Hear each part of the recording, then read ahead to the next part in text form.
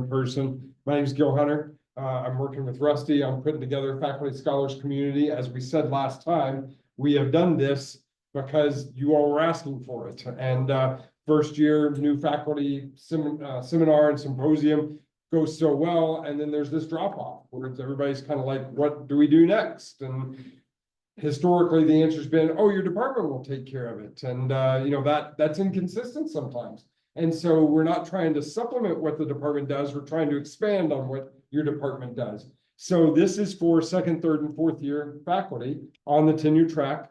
We've got multiple components. One of those was last time we met, where we have a faculty kind of talking about time management, project management. Today we have Dr. Tiffany Hamblin here to talk about sponsored programs. Have any of you worked with Dr. Hamblin before, Tiffany? Rusty has, Jason has, okay. I think that's it. The rest, familiar faces. the rest of you are in for a treat. And Tiffany doesn't like it when I say some of these things I could say to talk about her, but I'll say this: there is no one that has worked with Tiffany that has a negative or even neutral response. Okay, there is no one on this campus that has anything bad to say about Tiffany. She is your walking definition of going above and beyond in everything she does.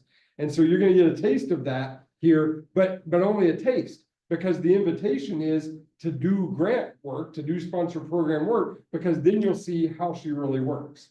Okay, and I mean, I can't say enough good things about her. And I know that the people that have worked with her would be the same. So this is your introduction to her and what she can do with you and for you. But this should not be the last time you work with her. That's for sure. Okay, so we're going to hand things over to her. Tiffany knows that she is going to have about an hour with you, roughly. And so she's going to lead you through things that will include some Q&A time. Certainly, but that may not be the end of your questioning time. You'll have a chance to do that. And then I'll come back up at the end and we'll do the debrief and kind of figure out what we're doing next and talk about what we don't meet again until mid-February. Okay, so it's today and then 3 months where we don't meet. But as you know, with the academic calendar, those 3 months will pass like this because we've got the break in there and everything else. So so I'm gonna hand things off to Dr. Hamblin. Yeah. Thank you all for being here. I left some brochures. If you were already seated, I handed it to you. Otherwise, there's some in the back if you want to pick those up. I don't want to spend a lot of time talking about what our office does. So I thought this would be a good chance for you to kind of get to know us a little bit on your own so that we can really get into the grants things that I want to talk about today. So I want to start with a video.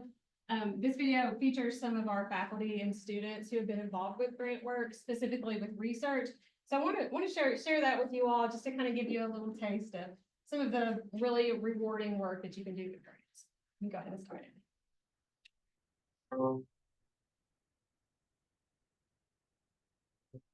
The primary motivation for pursuing grant-funded projects is to be able to do research. But one of the most valuable things that comes out of getting grants is to be able to support students. Working with students in research is my absolute favorite thing to do. And so to have the funding to do that gives me the ability to do even more.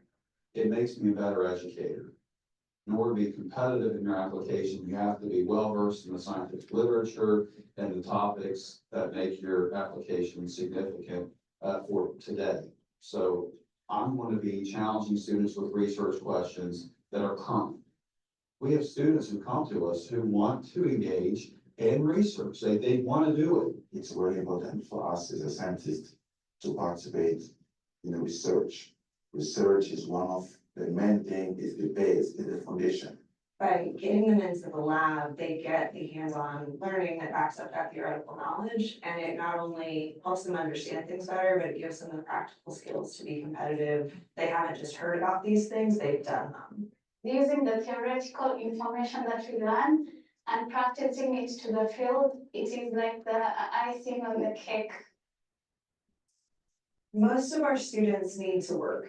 So if we can pay them to work as scientists at EKU, they can satisfy both their need to make money, but also become scientists as they do it. Because I'm grant funded, I get to spend as many days as I want to in the lab, and I don't have to worry about rearranging my time around lab schedules. We can pay for their travel to field sites. We can pay for their housing over the summer if they need that. And so it really increases our capacity to provide training opportunities for students. I love it. It's amazing to get all these new skills. Having field experience outside of academia is an invaluable experience. When we send our graduates out to the workforce and they're more qualified and more prepared to succeed in those jobs, that reflects well on us as an institution, and I think the grant writing helps us do that. Almost all of the students who I've got to work with on grant-funded research projects went on to have some extraordinary opportunities that didn't exist for me when I was a graduate student.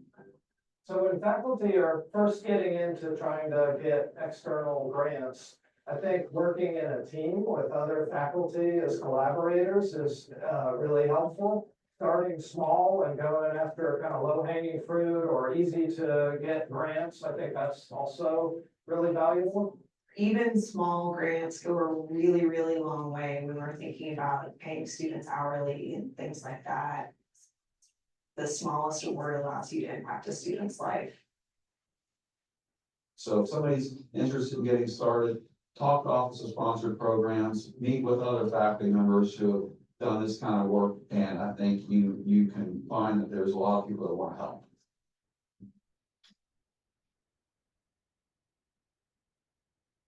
Thank you. So those were just three stories, three faculty members who came to EKU not too long ago and really got into that space of wanting to pursue external funding, and some of the students that they were impacting through those experiences. So that's really what we're all about. Like, we want to support you, help you all to pursue that funding to do both the research that you want to do and also provide that support for students to get research experiences. I think that's something that's unique about EKU. If students are at UK, undergraduate students aren't always going to have any type of a research experience. That's usually reserved for graduate students there. So at a teaching institution like we are at EKU, we're in a really unique position to significantly impact the student experience. And so we want you to come to us to get involved and to pursue those funding opportunities. So Gil asked me to talk about everything related to grants. So just know we're going to be here long. So I tried to really consolidate everything. Something that maybe would take a whole semester to really cover in depth and just kind of hit the surface of all the different things that are involved. So I'm going to focus a little bit heavier on some areas than others, but I wanted you to have handouts that you could refer to later. And so Rusty has those, and wherever you guys are keeping resources for this program, those resources will be there for you as well. Let me see if I can figure out this click. Okay, it's not so bad. Okay, so I want to start with just kind of some of the reasons that people pursue sponsored research. So as you saw in the video, research opportunities for students, that's kind of at the top for us. And it's also at the top for most of the faculty who are getting involved with research. But there's also chances for you all as faculty to do things like do research in the summer where you can be paid for it. So that's different than what you have now, where if you're doing research in the summer, that's kind of on your own. So there are grants that support that kind of work in the summer. Also, course reassignments for research. Sometimes you have a full teaching load and you need to take on a large research project. So using a grant to buy out some of your time from those teaching assignments is a way that you can make that time available within your schedule. Sometimes you need equipment, something that your department will never be able to afford. And so you're just kind of like, I can't really do this research. Well, come to us. Let us help you find grants that would fund that equipment and allow you to move forward in those ways. Other resources, just things that you need, consumable supplies, whatever items that you need to be able to purchase that you can't because of funding resources. Conference travel is allowable on most grants. It's a big part of dissemination, publications as well. Sometimes we can pay for open access fees and things like that on grants, but then it also just puts you in a position to be able to publish because you're having time supported for your research, and that's kind of an expectation as that next step. And then opportunities to collaborate is the other thing we hear a lot from faculty. Sometimes you are kind of just in your own little world within your department, but there's lots of interdisciplinary grants where you can bring together teams and collaborate in ways that you maybe wouldn't otherwise. So as we start to think about grants, why do you all think grants even exist? Like, what's the purpose of grants? What do you think? For me, it's paying it forward. Some person has been given an opportunity and they want others to have such a great experience as well. Definitely part of it, yes. Any other thoughts on that? There's limited resources to be able to do, I mean, like, University of Boston can't set aside that money, so being able to expand the work you can do. Yeah. Yeah, so we have to depend on these external partners. So typically, the way a grant program is formed is that somebody, whether that's an individual person who wants to invest money at a small foundation, or the government, a lot of our funding comes from the government. And so someone is concerned about a problem and they have access to resources that those people who are doing the work don't have access to. And so they take those resources and use that to create a grant program. And so that program ends up being kind of a competition or a way for them to get ideas from anyone who's eligible to apply, like all of you. You submit your ideas, and then they're choosing which programs they want to invest in order to get at solving that problem. So that's sometimes research, sometimes it's programming, where you're actually implementing a project that's benefiting students or another population. Typically for us, it's students, but it can be anything. So when you're thinking about how do you convince a sponsoring or a funding agency to give you money? So I think it's really helpful to think about this single question, but emphasizing different words in the question as you think about it. So first, why are you asking us to fund this project? What's the reason that this work needs to happen? Why is it important? What's the need it's going to meet? Why are you asking us to fund this project? So in that regard, we're thinking about why are you, as a faculty member, why is EKU the best place to do this work? So why is it coming from us as an institution? Why are you asking us to fund this project? So why is that agency the best place to pursue funding? Why are you coming to them versus some other agency? And then why are you asking us to fund this project? So what is it about your specific proposal project that you're proposing that makes it the best way to meet that need? So I'm not going to go through this in detail, but I want you to have this for reference later. This is kind of our roadmap to grant funding success. So you can see it starts even before we start to look for funding opportunities with this preparation step. So we're going to talk a little bit about that today. Hopefully get you all thinking about some ideas for projects that you want to do. And then we move on to identifying a funding opportunity.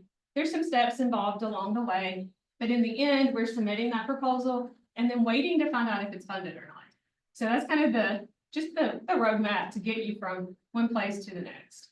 So I want to start kind of moving into how do you select a funding opportunity? Where do you look for funding opportunities? How do you figure out what it means once you find something? So we actually have a full workshop session on this. We call it the money hunt. And so it's an 1.5-hour session where we kind of take you through all the different resources that are out there, look at how to evaluate, and then we demo our grant forward system, which I'll talk about in just a minute. If that's something you're interested in, we do that at least once every semester. So you can watch for that in spring. And if there's enough interest, like we could do a special session of that just for you all at some point this fall or spring. So just let me know if that's something that you're interested in. But as you're thinking about, I want to look for funding, where do I go? The first thing you need to do is figure out what you're looking for funding to support. So what is that project? What is that research study that you want to do? And so kind of think through these questions, figure out what your problem is, what the need is that you're wanting to meet, what you're hoping to accomplish, how you would go about doing that, what resources, including personnel, equipment, anything else that you might need, how much money that might cost in total, and then how much time you need. So you don't have to like have all of that mapped out exactly, but you kind of need some focus to your search before you can really be effective with it. And so just thinking about what that project looks like that you want to pursue funding for is really helpful. And sometimes that's multiple projects. Maybe you have 5 different ideas and you'll take money for any of them. And so that's fine too, but you need some kind of focus to your search process. So one of the most common sources of funding for grants is the federal government, as you might expect. And so there are 26 different federal agencies that award grants, and all of them have websites. So you can go to, if you know the National Science Foundation supports STEM programming, STEM research. The National Institutes of Health are focused on biomedical research and programming. So if you kind of know what those federal agencies are that are within your field, just go to their website and then click on funding or grants. You'll see one or the other really prominent on all federal agency websites. So you can click there, go into the list of the opportunities. Some will be heavier than others. The Department of Education, for example, has a lot of information on their website that's not related to grants. And so if you get to the grants page, it's going to be maybe a little bit underwhelming compared to some of the other federal agencies like the National Science Foundation, where all they do is grants. And so you're going to find hundreds of opportunities there. And so just kind of weeding through those and figuring out what specific opportunities might fit for the idea that you have can be helpful. I wish I could say we have the same thing at the state level, but we don't. We have a lot of state agencies and most of them have websites, but very few of them actually post grant announcements. So that's not a really great way to find grants available at the state. Sometimes you'll get lucky and find some of that information, but more often the way you can access money or collaborating with state agencies is through your connections. So if you have someone at the Department of Fish and Wildlife who works with you sometimes to conduct research on a certain species of fish, well, let's say that they decide they're going to go after a federal grant. If they need someone with your expertise, they're going to call on us and they're going to invite us to be a part of that submission as a collaborator, as a subrecipient. So that's a good way to get access to those types of opportunities. There's also professional associations that sometimes have small grants like seed money to get something started, or travel grants for professional development. So you can access some of those there. But you can also sometimes get information about grants that other places are offering through those associations. So connections are important to get access to the information. There's also general internet searches, which that kind of comes with a caveat. I don't want to say I'm recommending that because you'll get a lot of garbage when you do that. You'll get some hits where sites are asking you to pay for information about it. And so if that kind of thing happens, you know it's not legitimate. So no one's going to charge you to get information about applying for a grant. Keep that in mind. You shouldn't have to enter personal information or anything like that. The only exception would be a professional association where you need a membership to get access to the information. Everything else should just be public. But then also with the general internet search, you can find funding acknowledgements, which are super helpful. If someone has done a project like yours, maybe done research, maybe had a program that they offered similar to what you want to do, you might come across those programs. And usually towards the bottom of the website, there will be a funding acknowledgement that it might say this work was made possible through a generous gift from a foundation or through grant award number, whatever, from the agency. So you can get access to information like that and then kind of backtrack and find where that funding opportunity was. There's also listservs and newsletters within your field, which can be really powerful. Sometimes people will post, sponsoring agencies will post their own opportunities there. Other times, colleagues are sharing information. So it's a good source of information. Conference presentations, think about that also. If you hear someone present about their research, it sounds similar to what you're interested in doing, ask them, how did this get funded? Was it internal? Did you get a grant for this? They're going to share that information with you. Like, that's not something that most people gatekeep. So just know that you can ask those questions. And then also professional networking, making those connections with people in your field. Like Jason can speak to this. They ask you, hey, do you want to collaborate on this grant? They know you're interested and they know your expertise. You're going to start to build some of those collaborative connections. And then the last one that I want to mention is one that I highly encourage you to invest a little bit of time in. It's called Grant Forward. This is a subscription database that we pay for through sponsor programs for the whole campus. So you all have access to it at no cost. You can log in, sign up, and put in some keywords, register to receive email notifications of funding opportunities that match your interest. So that's a really great way to get information kind of passively. You don't have to go out and search for it all the time. It's just coming to you. There is a little bit of trial and error with the system. Sometimes you get way too many hits and you need to go in and make your keywords a little bit more specific. Sometimes you've been more specific from the beginning and you don't get a whole lot of hits. and you need to go back and broaden those search terms. So we have some resources on our website. And if you just go to funding sources from the sponsored programs website, you'll see some videos and some instructional documents on signing up there. And you can also reach out to us and we'll be glad to walk you through that. And that's also something that we cover in our Money Hunt workshop.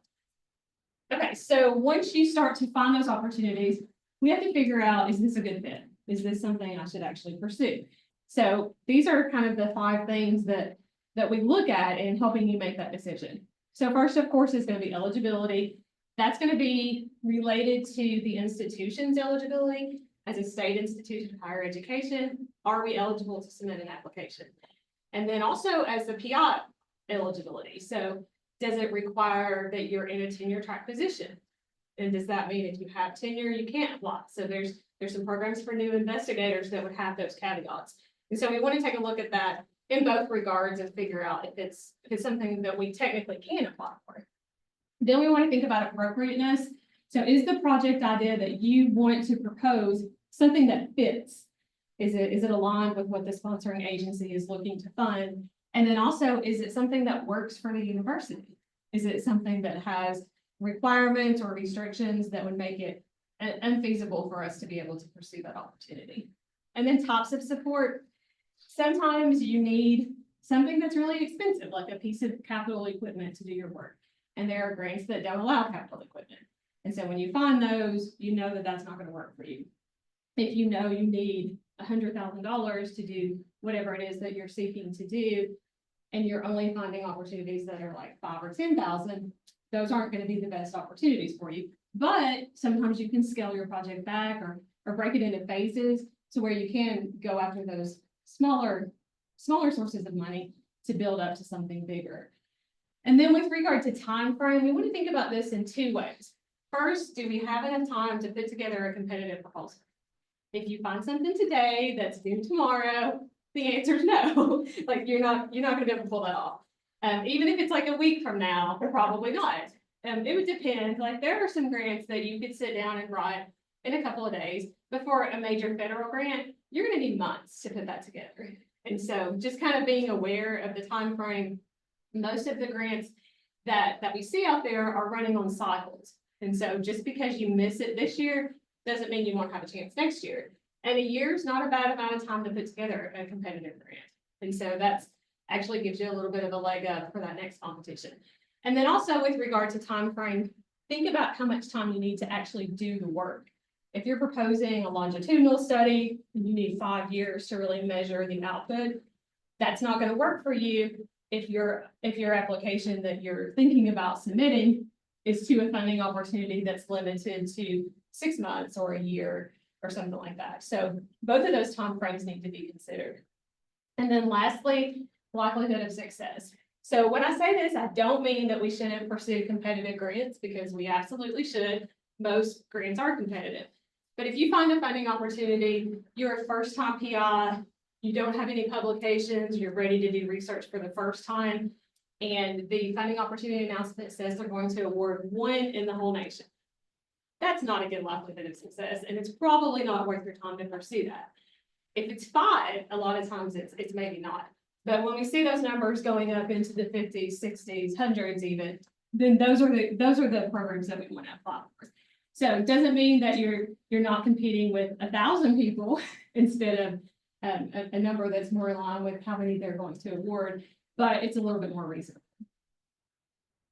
Okay, so once you make that decision, hopefully in collaboration with us, you're making that decision about pursuing an opportunity. We want to work with you to review everything, think about what those next steps will look like, giving you instructions for the submission process, helping you with anything that maybe is a little bit unique or forms or just kind of getting you started with that. And then you also need to always discuss with your department chair.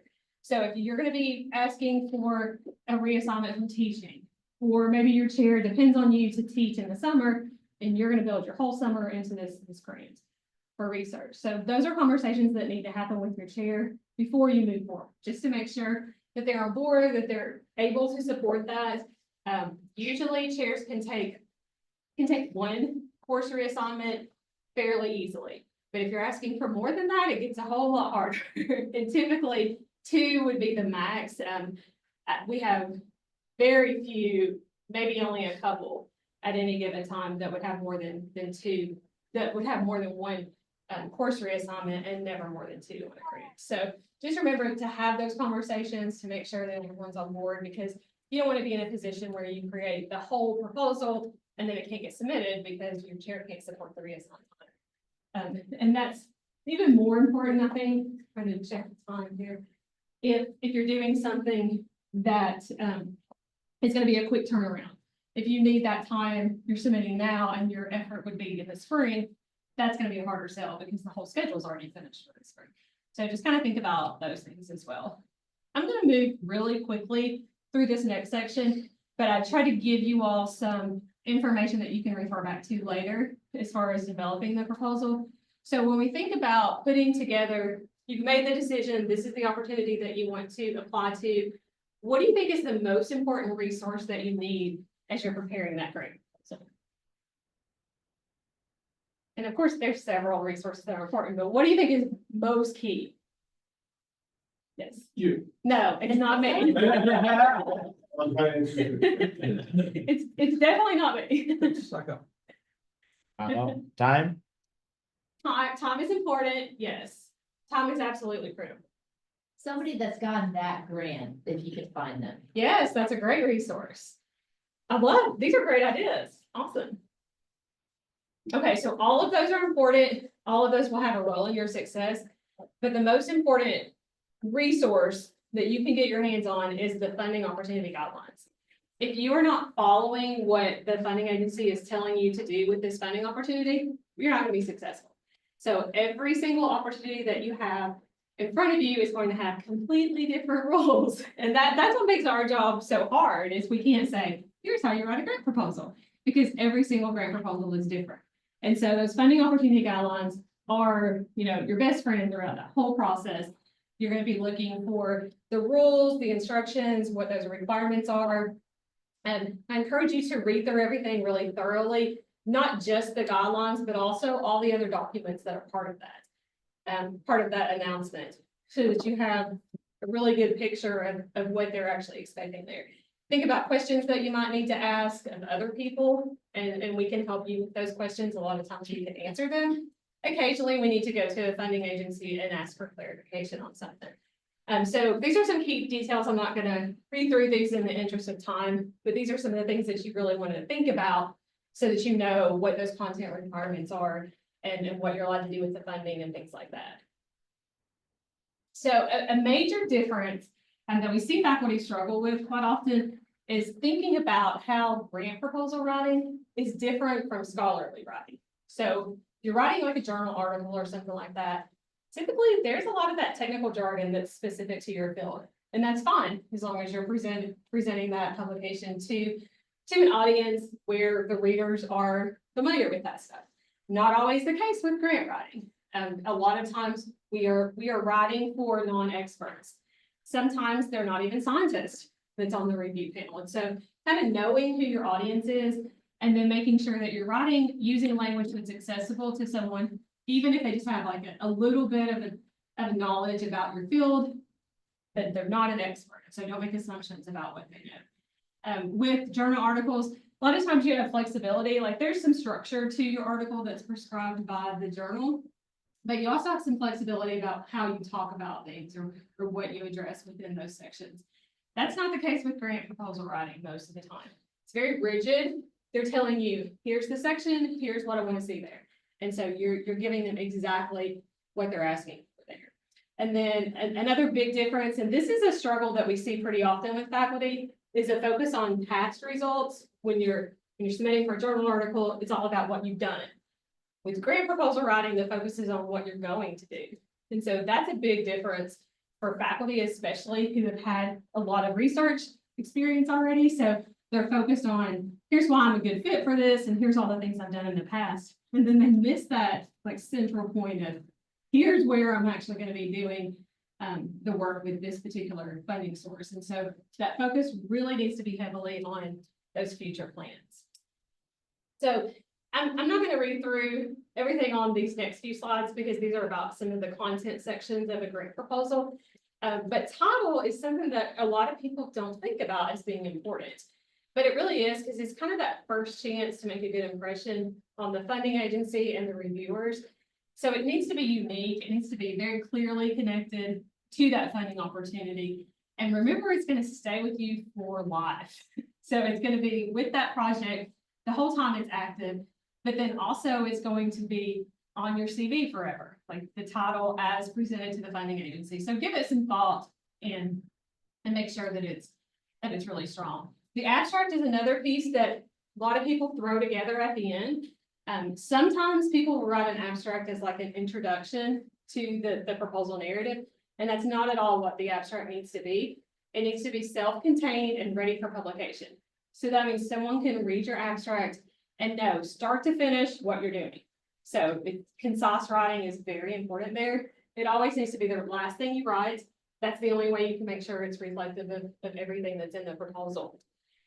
So one of the reasons that this is so important is because when funding agencies are selecting what they're going to call expert reviewers or peer reviewers for your proposal, that's what they're basing it on. They're not basing it on the whole proposal, because they're not reading that whole proposal. So if your abstract doesn't truly reflect what you're doing with the project, you may get a reviewer who's not at all suitable to review that.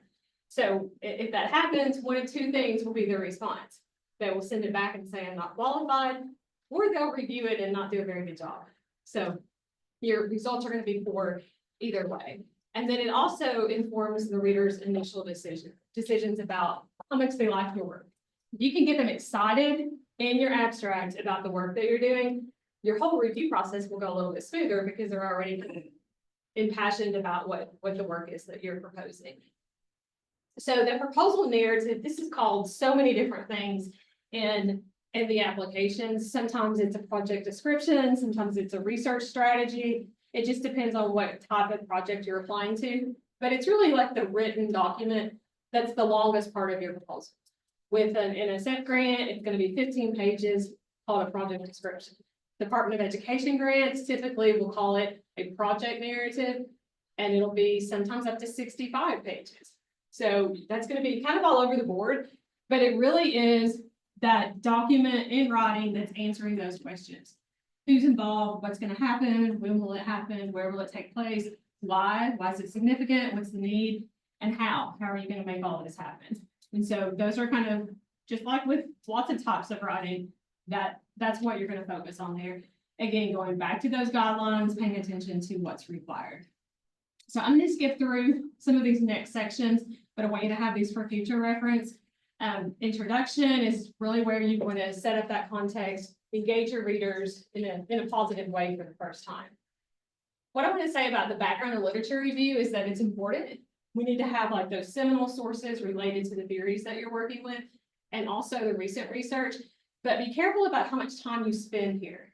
This is probably the most common mistake that we see with the internal university funded scholarship awards that we offer through our office, is where people talk so much about what's out there already, where the gap is in the literature. And then maybe they have 4 of the 8 pages devoted to that. And then they have a page that says, here's what I'm going to do if I get funded. That's not the way that works. So just make sure that your primary focus is always on what you're going to do in the future versus what has already happened. With the need or problem statement, be descriptive, make sure you're establishing the significance in a compelling way. And the key I want to point out here is focus on an external need. So this is hard for people who are in departments where you yourself need something. You need some equipment to do something with, you need a student assistant to help you with some research, whatever that may look like. You're kind of internalizing that need a little bit, and you're thinking, oh, I've got to find a way to get me a student to do this work, or to get this piece of equipment that I need. So we have to shift that mindset so that we're focused on an external need. Sponsoring agencies are thinking about why does this matter? They don't care that you need to do research to get a publication so you can get tenure. That's not even part of the reason they would be willing to give you money. And so if you're thinking about documenting that need, ask these questions. From a funding agency perspective, these are the questions that they're going to be considering. Does it matter? Is it a documented need? Is it going to truly benefit society? Is it duplicating other things that are funded? Is it innovative? So kind of come back to this list when you get ready to write a proposal and make sure your focus truly is on that external need that covers things that will matter from a sponsoring agency perspective.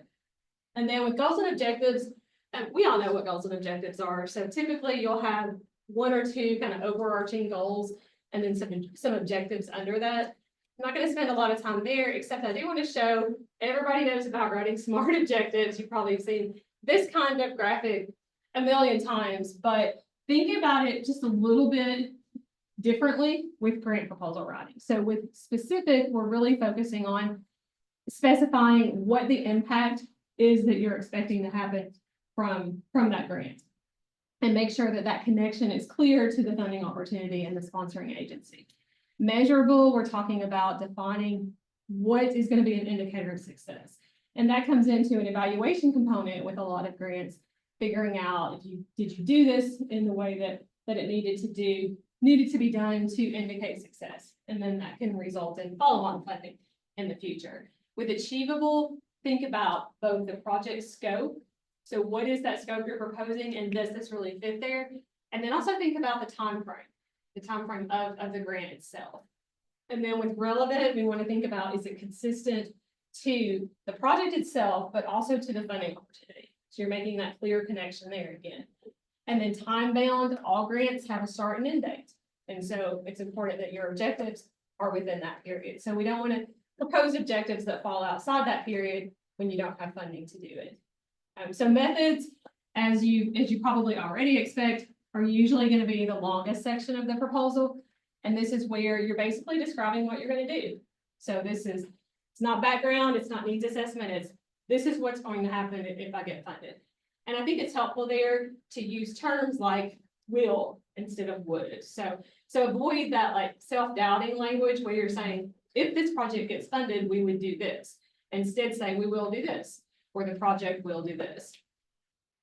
And cite sources there, support your methodology, and all those things. So the thing that I want to say as just kind of a reminder here is that this is a hard thing to do with being realistic for what you're going to propose. So if you're doing research especially, we frequently get feedback back from funding agencies where the peer reviewers have said, there's no way this person can do this. This is a 2-year grant, you're going to need a whole lot more time. You only have 10% of your effort on this grant. You can't possibly do all this. So this is where it's really helpful to have someone in your field who has done research, a mentor here at EKU or somewhere else, who can read your proposal and let you know, like you have a lot of energy behind your first grant, especially. And so you're motivated and you think you can do all these things that you probably can't actually do. So have someone help you through that, who knows your science, who knows exactly what you're trying to do, and that'll maybe bring you back to reality a little bit. Environment qualifications is where the funding agency is really looking to judge you and EKU.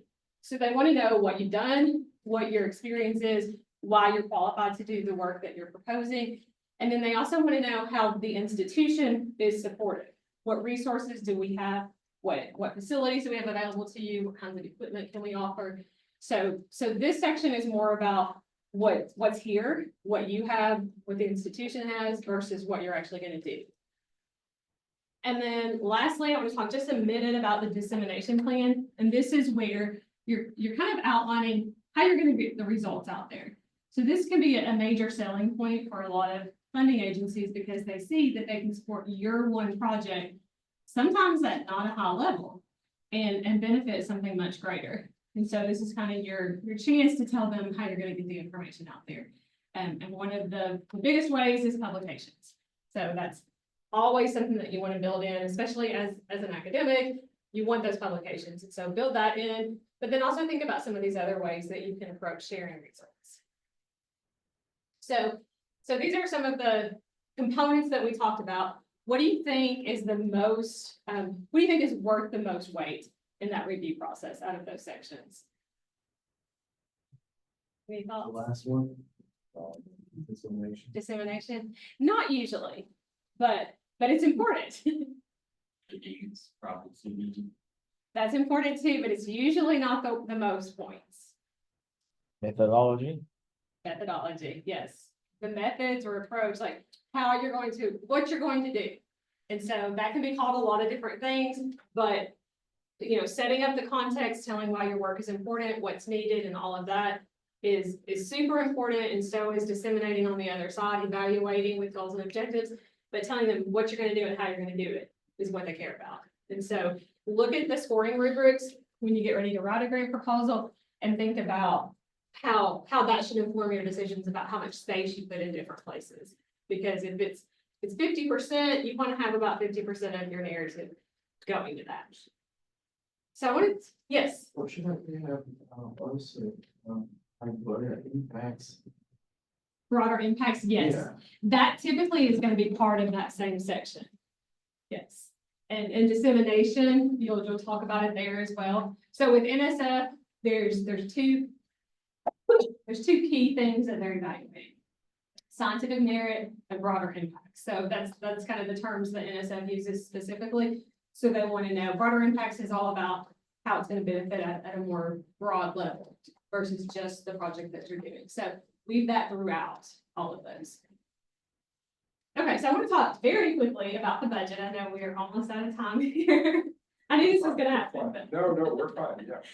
So the budget is really what determines how much money you're going to be requesting. So your total funding request is based on what that budget looks like. And it reflects not an absolute, but your very best informed estimate of what those costs are going to look like. And so the important part here is to make sure that it matches the grant proposal here. So if you're writing about something that has a cost associated with it, it needs to be in your budget. And when a reviewer gets to your budget, they shouldn't be surprised if you're requesting something like, I don't know, a graduate assistant or a major piece of equipment. Your proposal narrative should have already talked about those things. And so they're already going to know what to expect there. So that's really important. And there's usually a numerical spreadsheet kind of document as well as a written justification. So as you're starting with budget development, you want to first read those guidelines. Again, that's the key resource to get you through this process. So read the guidelines, make sure you know how much money you can ask for, what costs are allowable, what the project period looks like, and then start a budget spreadsheet. So you're kind of thinking probably, why would you start with the budget? And you're not really starting with the budget, but you're having it ready. You're having it there accessible to you as you're writing. And I'll show you an example in just a minute about how to approach that. But we want to make sure that when you write about something, you immediately put it into that budget. So everything's covered and you're not trying to think, oh, what did I need for this after you're finished with the whole proposal. So the way the budget looks is going to be completely different, which is also something that's very hard for our office because we can't say, here's a budget spreadsheet. Instead, we're creating budget spreadsheets for every single opportunity that we're applying for, unless occasionally those are provided for you. But usually there's a format or a PDF form, and we don't want to build budgets in a PDF form that doesn't have calculations or anything. So we do a lot of that. So don't let that scare you if you're not accustomed to working with spreadsheets. So in order to be on a grant, to be a direct charge to a grant, the expense that you want to incur has to be all of these things. So allowable means that it is necessary to conduct the work that you're proposing, and that it's not specifically disallowed. So the example I used earlier about equipment, if it doesn't allow equipment, it's not allowed. So it doesn't fit there. Allocable means that we can, with a high degree of accuracy, determine that this expense is being incurred for this project. So sometimes there might be something that's shared. Maybe your department is going to use something for instructional purposes. You're going to use it for your research. And so maybe you can share those expenses. But we can't allocate to the grant more than it's shared. Same thing with salaries. If you're spending your time on the grant, it goes to the grant. If you're spending your time on something else for the university pays for it. And then reasonable is, so we use a prudent person test here. So if you're a prudent person and you're making that decision, is it something that you would say yes to? And then also think about if an auditor or someone from the media came and asked you, like, why did you charge this to your grant? Would it make you nervous? Would it kind of make your heart beat fast to answer that question? Or would you be comfortable defending it? So use that in determining whether it's a reasonable expense. And then the last one is consistent. This isn't necessarily something you have to worry about, but we have to worry about it in our office to make sure that we're treating everything consistently. So if we're charging the federal government for something, then we can't not charge like a corporation who's sponsoring the grant for that same expense. Because then we're prioritizing and benefiting that corporation above the government resources. So cost share, I'm not gonna go into detail here, but cost share is where the grant comes with a requirement that you have to pay for some of the expenses related to the project at the institutional level in order to get their money. And so there's kind of, it works different ways. Sometimes it's like a 50-50 split. Sometimes we have to match it with like 5 or 10%, and those are usually okay. But if we have a really large grant that requires that 50-50 split or a 1-to-1 match, we usually can't do those because we don't have hundreds of thousands of dollars to contribute to one specific project like that. And so that's also part of that eligibility. So mandatory means it's a condition of submitting an application. We have to do it or we can't submit. Voluntary committed is something that we don't do. And this is where it's not required, but we're going to formally commit it. So the better option there is if it's not required to make it a voluntary uncommitted. So you can say something like, maybe the project doesn't fund faculty effort. And so in your narrative, you can say the PI will work on this project, you know, as an in-kind contribution from the university, but we're not quantifying that. We're not saying it's gonna be 5% or 10%. We're just saying it's going to be covered. And so then that makes it a voluntary uncommitted. And agencies don't like when you do voluntary committed because it adds extra work for their auditors, their financial reviewers, because if it's committed, it's auditable. It has to be tracked, it has to be reported.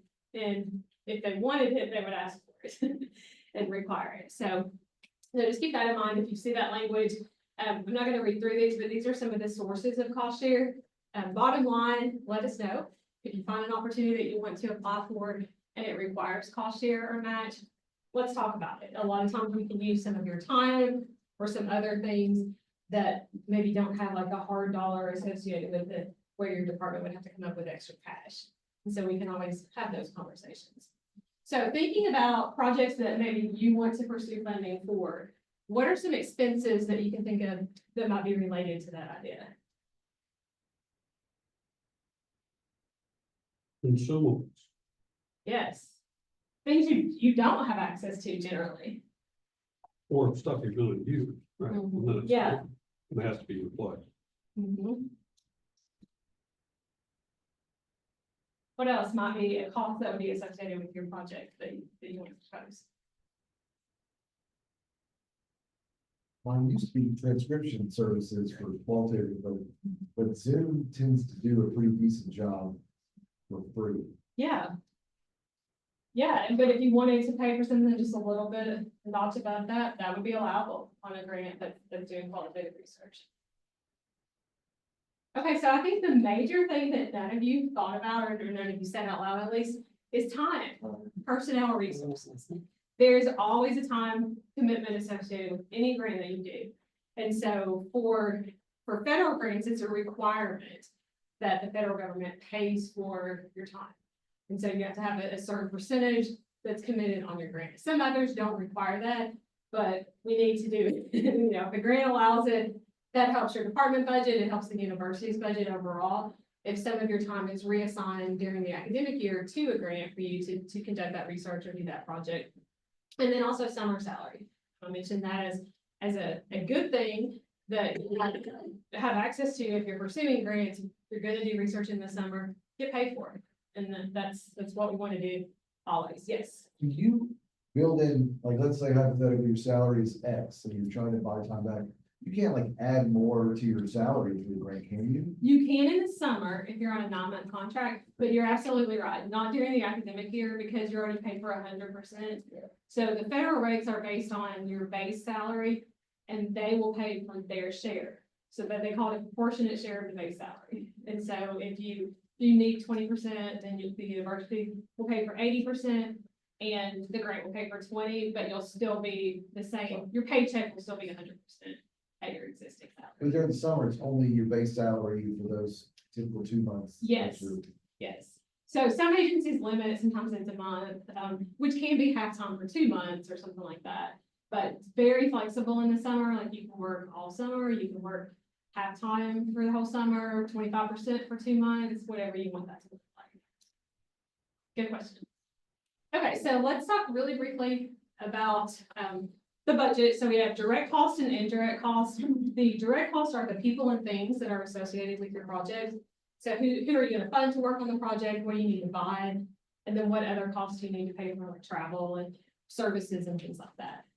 So those direct costs are always a direct benefit to the project and are solely incurred for that project. So typically, we have indirect costs that are allowed or sometimes limited or sometimes not allowed. And so that goes back to those funding opportunity guidelines. We do what they tell us. So if they say we can't charge it, we still pursue the funds, but the university doesn't recover those expenses. So indirect costs are those general support expenses that the university has to cover no matter what. So it doesn't matter if we're recovering on a grant or not, we still have to pay for those expenses. So there's two components to that, facilities and administration. So facilities is going to include things like the utilities, your building maintenance, custodial services, all the things that make your space be able to be used for research or whatever the project that you're doing is. And then it also covers things like technology as part of that facilities. And then for administration, we have administration at all the different levels, as well as general operating costs just to run the university. And so this goes back to probably 50, 60 years ago. The federal government needed to come up with a way to pay universities to do research on their behalf. And so they came up with what they call an indirect cost rate agreement, where they basically look at all your expenses, figure out what you're spending on these types of cost pools, and then they give you a rate. This is what we'll reimburse you for. So we do not recover indirect costs in full on a lot of the grants that we have, and that's okay. We still want to support that work. But when it's allowed, we do build that into the budget. So these are kind of the major direct cost categories that you'll see. So we have personnel, that's going to be your time, it could be student worker time, and whoever else might be involved there. Fringe benefits, anytime we have a personnel expense that hits through payroll, fringe benefits are included there. And that is primarily the employer contributions to things like FICA, Medicare, unemployment, things that we're required by law to pay. So every time you make $1, the university has to contribute a certain amount of that dollar for those different cost pools. So those are charged, they're unavoidable, but we'll help you build all that into your budget. And then there's usually a section for travel. Travel can be travel to conferences, travel for professional development, travel for field work, whatever that needs to look like for your project. How do you, like, if you're gonna disseminate, let's say that that's part of your budget, how do you even know what that costs? It can be a challenge. A lot of times, you know what the conference is that you would plan, that you would want to propose a presentation at. So we can look at historically, is it always in a really expensive city? And that can kind of help inform those decisions about how much to budget. If it's more like a local thing, Kentucky Academy of Sciences, for example, you can have almost no cost associated there, and that still counts as dissemination. So it's just kind of thinking through where you would want to try to prioritize, but it's just an estimate. So you know, you're not going to get more money from the funding agency. Like if you say this is going to cost $2,500, you're not going to be able to go above that unless you can revise your budget and pull money in from a different budget line. But it doesn't mean you have to spend it. And it doesn't mean you have to spend exactly what you spend on hotels versus airfare or something like that. Like you have that flexibility within the travel. I have a So always. Yes. So this is Alice.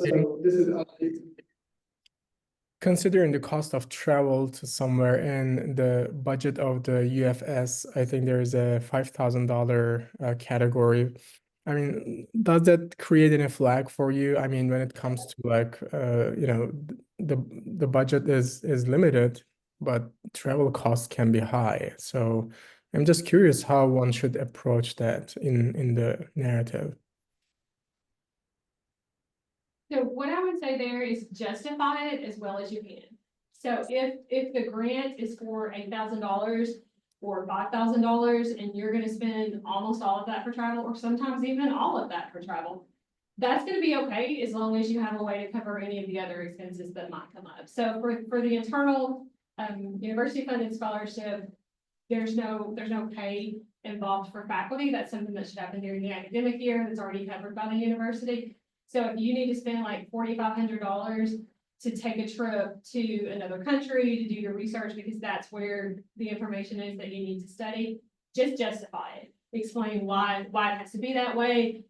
Make it clear that you really won't need any other expenses covered so that no one will have concerns like, how are you gonna do all this on your own without student support? Or what about materials? Just kind of answer those questions within your narrative and that'll be fine. I have another question, if that's okay. So Okay, yeah.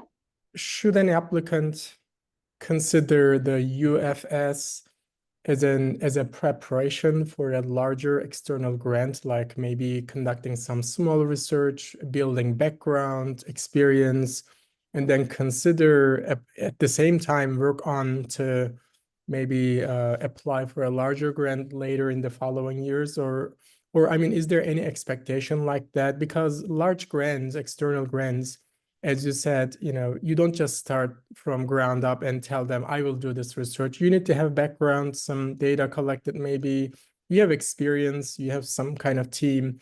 I guess those are important components. So when writing this kind of the UFS grant, I mean, is it something that the applicant needs to keep in the back of their mind? Like, this is just a seed money, but I'm planning to apply for a larger grant for this in the long term.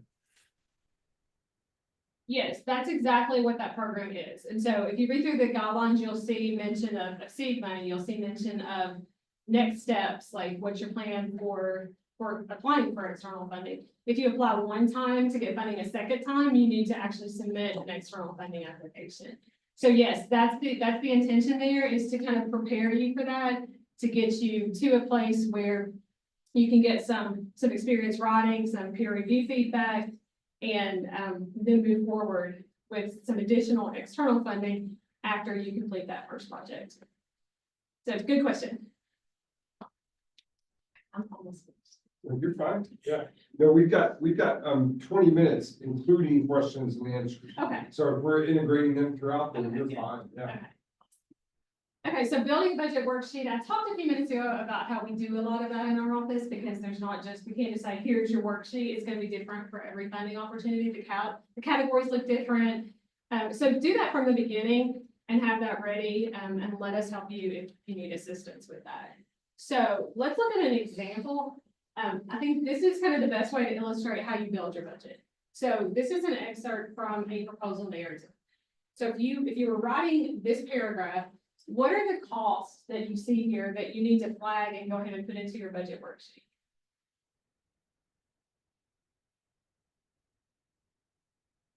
There's quite a few.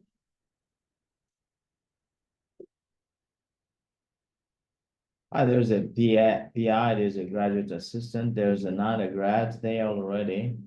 Well, we have to justify how much to be paid, right? Yes. Field samples, so wherever that may be, to travel. Yes. That was one I wasn't sure people would get. So there's one more. So there's the 3 types of personnel, the travel for the field samples, and then what's the other thing? Could be 2 things, but definitely one thing. Yes, exactly. So to collect the samples, you're gonna need some kind of apparatus that you use for that, even if it's just to store it. So you're gonna need those consumable supplies. You could potentially need a piece of equipment to do the analysis when you bring that back to the lab. And you potentially could even need to send those samples off somewhere. So there could be some contracted services also. So just as you're writing, when you write paragraphs like that kind of talk about some of the things that you keep in your mind, oh, I need to make a note. So maybe you don't go build the budget right then, but you write those 5 or 6 things down so that you have it to come back to and figure out what the cost associated would be.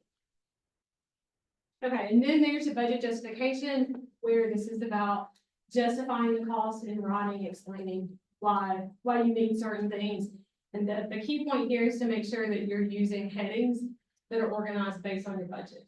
So we have some samples out there for budget justifications, but they're for like a general federal grant. So depending on which federal agency you're writing to, those may or may not be the categories that you need. So just make sure it's kind of following along there. Tips with budget preparation. I'll just leave these here for you all to look at later, but thinking about making sure you're being clear, specific, how you're calculating things are kind of the keys. So one of the common things that we see are asking for too much or too little money. So sometimes people will be like, oh, I don't really need to cover that, or I can get this for free, or my neighbor will help me with this analysis. Don't do that. Like, really think about all the things that you need in order to do the project well. Make sure you're covered. What if your neighbor moves, or what if he's not available at the time you need it? So if you have a paid line in there for that kind of thing, you'll be setting yourself up for success. And then on the other side of that, sometimes people will dream really big and try to do things that don't feel reasonable to a reviewer. And so be careful about that too. Other common pitfalls that we see here would be things like not appropriately justifying or providing enough detail. You know, you want to explain so that the reviewer, I said earlier, won't be surprised about what they're seeing, but also really understand how you come up with that cost. Things that are unallowable, again, back to the guidelines, and then miscalculations that hopefully we'll catch. If you don't catch them, hopefully we will catch them. But, you know, setting up that spreadsheet and not trying, sometimes we have people who type over formulas.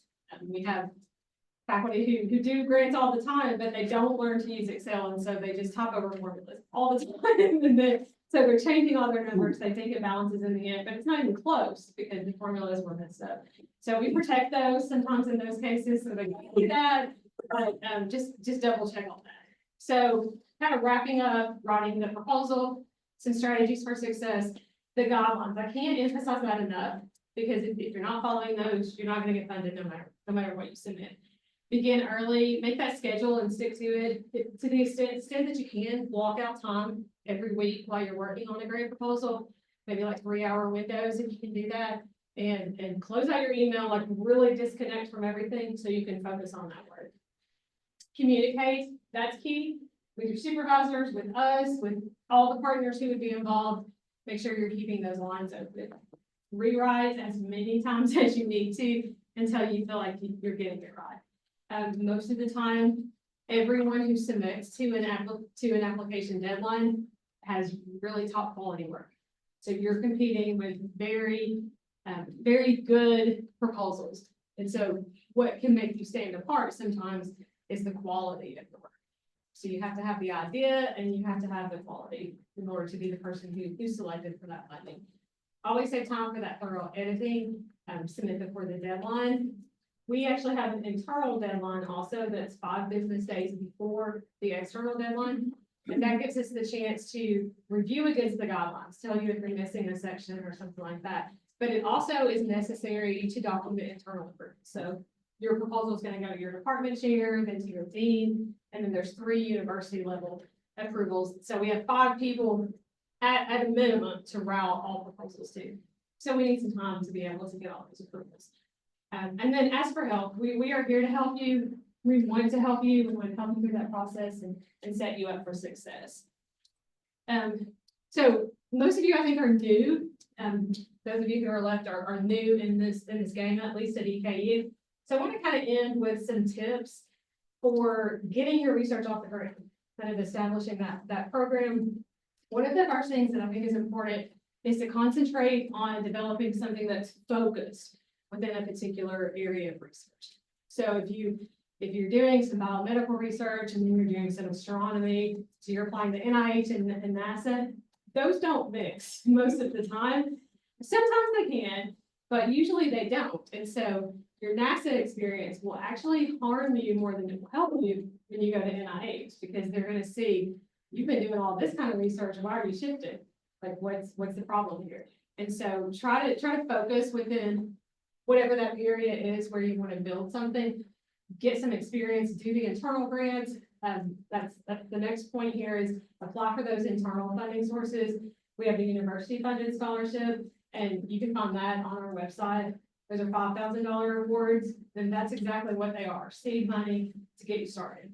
So you can do some components of some research, potentially build a publication, have that on your CV when you go to apply for an external funding opportunity.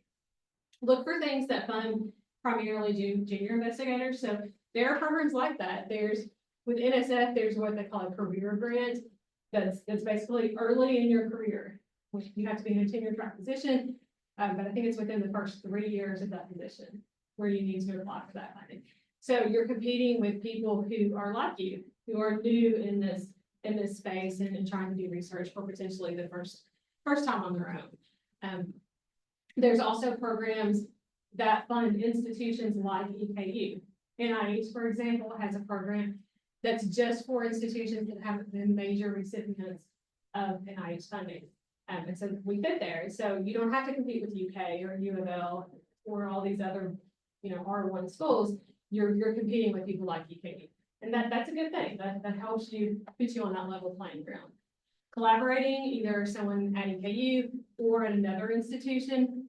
Start small. You heard in the video, I think all 3 of the faculty talked about, even the smallest grant has an impact, especially for a student. Like we did a student research grant program a few years ago, and a student needed snake boots to go and do their, I think it was their thesis research for the honors program, and whatever it was. Snake boots cost like $250, and this student didn't have that money, and they got to do their research because of that grant funding. So the work that goes into a $250 grant can be absolutely worthwhile because it's going to make a really good difference for that one student. Also find a mentor. If there's someone in your department, someone else in the university, someone in your PhD program, someone that you've collaborated with in some way who has done grants, rely on them. Have them give you that expertise and that feedback. And then have confidence.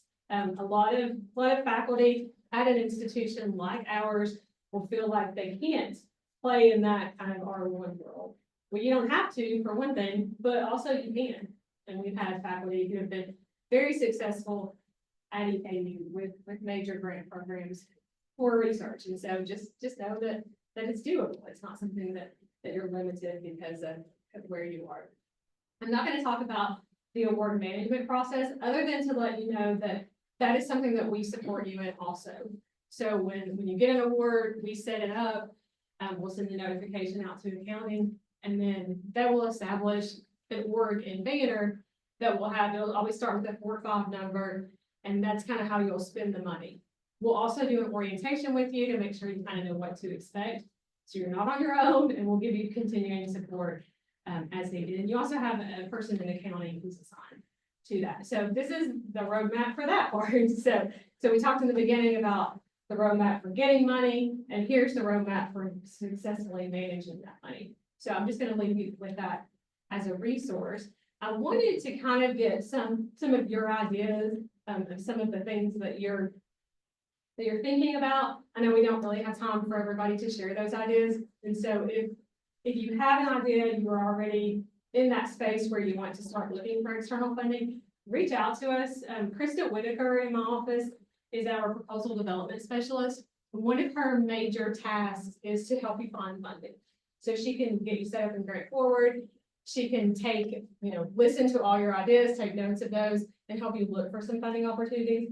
Sometimes she may automatically know, oh, you should go here, and be able to tell you that in a meeting. So reach out. All of our contact information is on the back of this brochure. So reach out to her. You can reach out to me also. And we would love to know what your interests are and what your ideas are, and to be able to help you identify something to put you on the map to be successful with that. Now I'm done. Yes. I have a question about the internal grants. Yes. It mentions that it's for seed money. What if I need $5,000 in total for that specific project? Can I still apply for it, or does it need to be seed money for a more extensive project? So you can apply for it. When you pull up the guidelines, you'll see a rubric that will tell you exactly how the applications are scored. So you get a higher score if you have a plan for your next external funding opportunity, but it doesn't mean it's a very small, it's like 5%, I think, score. So it's not required that you have a plan, but it's what we want. Like, that's what our office does, so we're investing the money with the intention of getting people to do external funding as kind of a follow-on. But yeah, it's not required, and you can also, if you can get funding one time and not submit anything, but if you needed to come back a second time for funding, you will need to have submitted before you would be eligible a second. But yeah, do it anyway. And I will say, in the recent past couple of years, those competitions have not been heavily competitive. Like, we haven't gotten a whole lot of really high quality applications. It's a good time to apply. The deadline is February, it's the third Monday, February, I think it's the 17th. So you can find all that information on our website also. Like on travel to go, like, for example, that. Thanks, Gil. Yeah. For this one, the internal one, the $5,000 one was just brought. Like, do you determine, like, let's say I needed to go to Woodford County to meet with whatever, you would do like the federal mileage or the university mileage rate? Is that how that works? University mileage, yeah. Yeah. So it's updated quarterly, so you can use the current one, or, you know, if there's a reason to think it's gonna be a little bit higher, you can go ahead and budget for that. But yeah, just figure out how many miles it will be, and that would be your justification in that budget. Okay. Yeah. Yeah, so absolutely, that's what we want that kind of money to be used for. Okay. To cover those expenses that we can't cover with department funds. Yes. For mechanisms that are geared towards like regional universities, for example, I'm cognizant of what you said about like, don't make it look like it's infeasible for you to do the work, but then we teach a 4-4 load and all of these other things. So is it helpful in the application to show how you're going to bring students along with you in the research and use that for educational purposes, as well as to further your research? Or does that then start to make them think, well, you're not gonna have time for this? Because I mean, it kind of has to fit. If you work here, it kind of has to fit with the teaching yes. part. Yeah, so in that case, if you're talking about like a large federal grant, you absolutely need reassignment. Yeah. You cannot manage a whole federal grant and not have any reduction in your course load. So you would want to build in time for that. But yes, capitalize on the resources that are unique to EKU, like our student population. That helps you. Like we have high numbers of low and first generation college students from Appalachia. Sponsoring agencies love that because those kids are not going to have that experience otherwise. And so that's a really good thing to do, and bring it into, you know, show that's somebody mentioned the broader impacts earlier. That's something that you can pull into that as well. I'm thinking of something like an R15. Yes. Where it's not gonna be, you're not going to get star ones necessarily to try to get that kind of funding. But so since so many of the funding mechanisms are government linked, is your department nervous about what the new administration will do in terms of availability of those types of mechanisms? I mean, is it gonna do, like, anticipate that it's a huge waste of time to consider applying for an NIH anything, or just cross your fingers? Maybe Department of Education would change a little bit, but I feel like that's gonna be so far into the future that we don't have to like hold back on applications at this point. But you mentioned R15. Are you familiar with Kentucky Immigrant? Yeah. Okay. Well, so, I mean, familiar, like I've heard of it and I know basically what it is, but. okay, so it's probably too late for this year because the applications are due in December. But that's something you can use, like the seed money we have internally. That's kind of seed money on a much broader, or a much bigger scale. You can get $40,000 over 2 years to start some research, and then the R15 is the follow-on to that. So I encourage you to start there. And if you're gonna pursue NIH funding, start with that, and then move on to the R15. Okay, But thank you. reach out to me and I'll connect you with some resources. Thank you. And it is nice that Tiffany specifically mentions Department of Education, because it sounds like NIH might be along the same lines right now in terms of some changing priorities. So we'll just see what happens. Yeah, we don't. Tiffany, I was going to ask, can you give, and I'll check the chat here in just a second too, but we've got time for people to ask questions. But can you give some examples of recent successful grants? Maybe, and when I say recent, I don't mean last few weeks or months, but the last few years, whatever makes sense. That gives people a sense of the kinds of work that's going on across campus right now? Yes. So the three that were in the video, excellent. One of those was an NSF-RU, Research Experiences for Undergraduates. We had for several years. I think we ended up getting 6 years out of that grant, where we brought students from all over the nation to our campus to do research in the summer. Judy Jenkins has been involved in lots of different NIH types of research, for chemistry, for advanced manufacturing, through some collaborations with UK that have been really powerful. Jason Marion, he was talking about a different kind of grant from a while back in his part of the video, but he actually got the very first small business innovation research grant through his small business that he's been contracting with the university for some services on that. So that's kind of a cool thing. It's our first anything like that. So that's neat. And he also, working with some faculty in the biology department, got a major research instrumentation award from National Science Foundation that purchased, I think it was over $300,000, this spectrometer top machine that they needed to do their research. So that's being used for research and teaching purposes, and the whole grant was just the equipment. So that's kind of a cool thing. The fire science guys over on the other side of campus are doing research from the National Institute of Justice, looking at forensics and fire science. So that's been really cool. Like I got to go over there and they demonstrated there. I came out of there smelling like smoke and gas. But they had two students who have been really involved with that, both of whom are going to go on to be either a forensic investigator for fire or graduate school. So that's been really cool to watch. I didn't have anything planned for this, so those are kind of the ones that come off the top of my head. Yeah. But there's lots of really cool things, and the best research, the most powerful stories that people tell involve students, where students are doing research for the first time that a lot of times is informing their decisions about their career. Like one of the girls that's been doing the forensic fire safety thing, that wasn't really her plan. Like she was going to go in a whole different direction, and then she got in there and just loved what she was doing. And so she wants to work in a lab at the FBI for that kind of thing now. So like it's powerful when you have money to invest in students, giving them that paid work experience to learn something they can be passionate about and go on and do bigger things with. This is a really powerful thing. We have one thing in the chat, and Greg, you might need to come off mute and clarify, or you can type it in the chat. What's the website you referred to?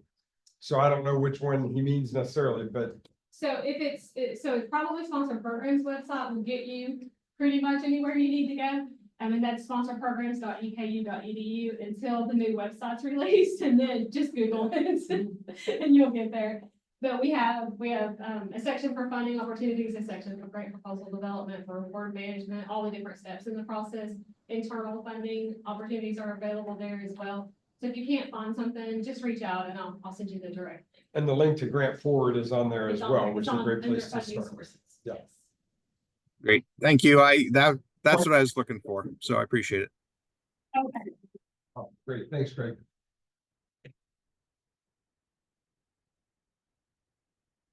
So I'll at least put in the chat saying, first of all, thank you, this was great. Then I hope you can learn more about the workshop you're organizing in the spring, or you can share more about that. And then is there an awardee list there? So Ollie, that may be two separate things. So certainly that money hunt workshop is what you referred to at the beginning. And yes, Ollie, we will share information with the whole group about the money hunt workshop when that's happening, that kind of thing.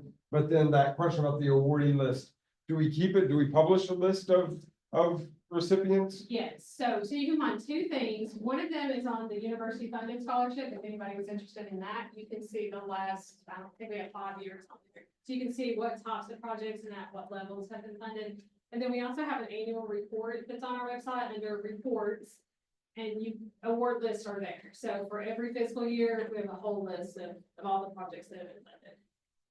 Awesome, thank you. Other questions in the room or on chat? Yes. I have a quick question. What is the earliest Go ahead. timeline to start a project, and what's the latest timeline?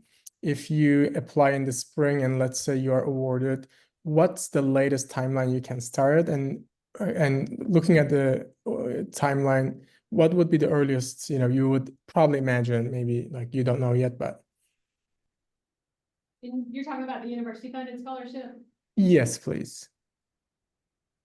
So all that's outlined in the guidelines. We anticipate making notifications no later than the end of the spring semester. So most likely in April is when those notifications will come. You can get started right away. As soon as your funding is set up in Banner, you can move forward with that. And you have until June 30th of the following year. So you basically have a year, but you have a little bit tacked on at the beginning. Thank you. You're welcome. So yeah, and in what stage of the process do we seek like IRB approval? So that is going to vary by funding. Will you repeat the agency. question for me? Oh, yes. So his question is, at what point in the process do you seek IRB approval if you're doing human subjects research? So almost always that can be after, it can be in between the decision to fund your project and the actual award. So most of the time you don't need that to go in with the proposal, but there are a few exceptions where you'll see that again in the funding opportunity guidelines, it will say you have to submit your IRB approval. Most of the time though, you're going to have some sort of a narrative about how you're going to involve human subjects. And then if someone wants to fund your project, they'll reach out to us and say, this is approved pending IRB approval. And then you'll do it at that point. We'll send the approval and then the process will continue. So be ready, especially if you have a good feeling about your proposal when you're submitting it. Thank you. Anybody else? So I'll ask this question as we wrap up, and it's a question maybe for everybody in the room, not just Tiffany, but Tiffany may have kind of some insights on this too.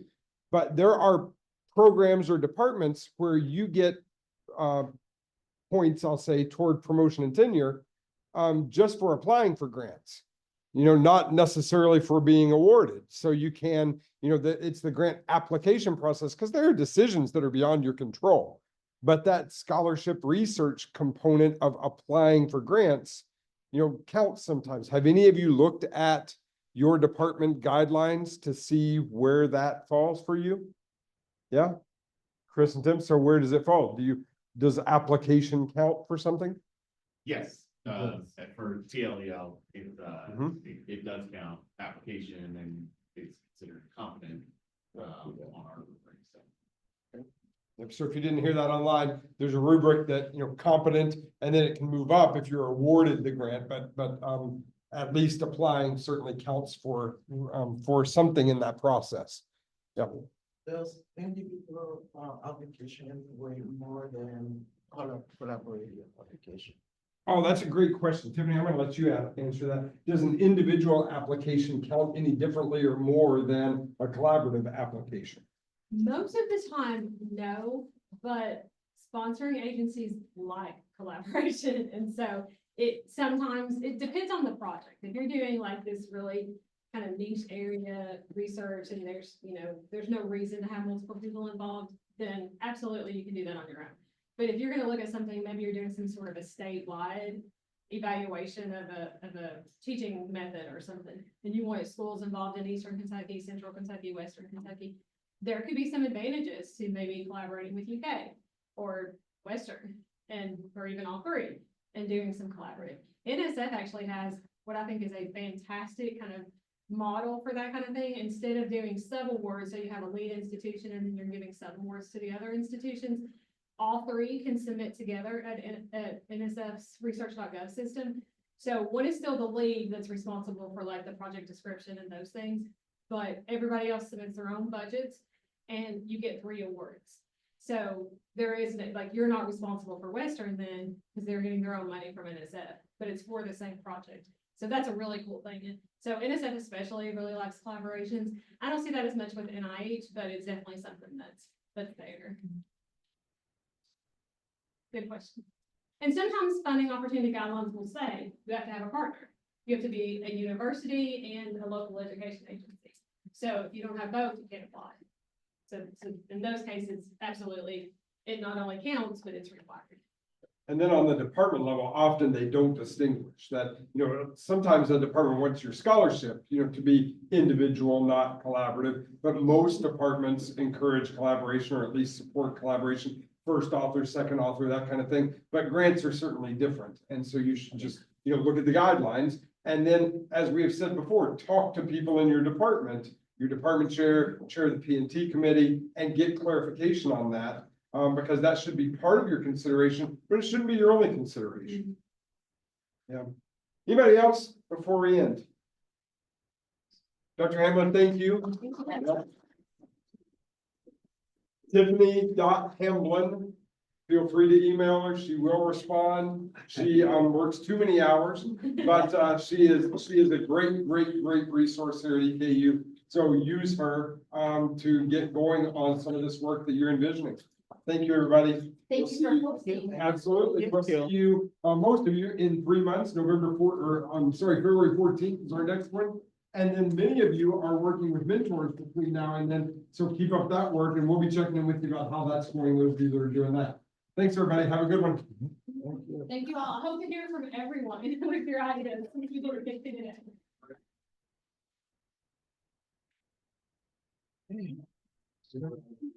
Yeah, because yeah, it's been, I know, I haven't seen you in a while. Yeah.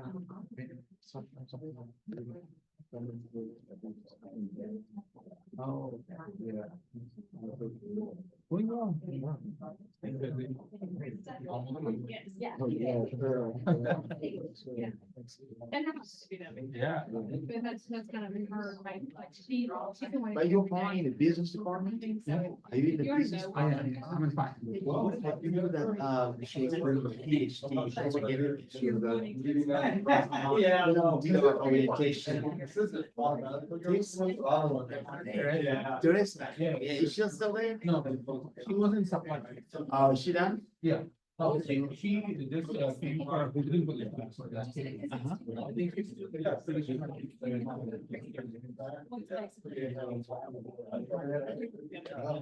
Never exactly, yeah. Oh. And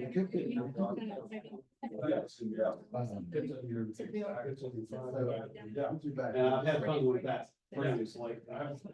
Yeah. They're all a little different, and even if some of them work. I knew there was some. I love software guys, they're a lot of error.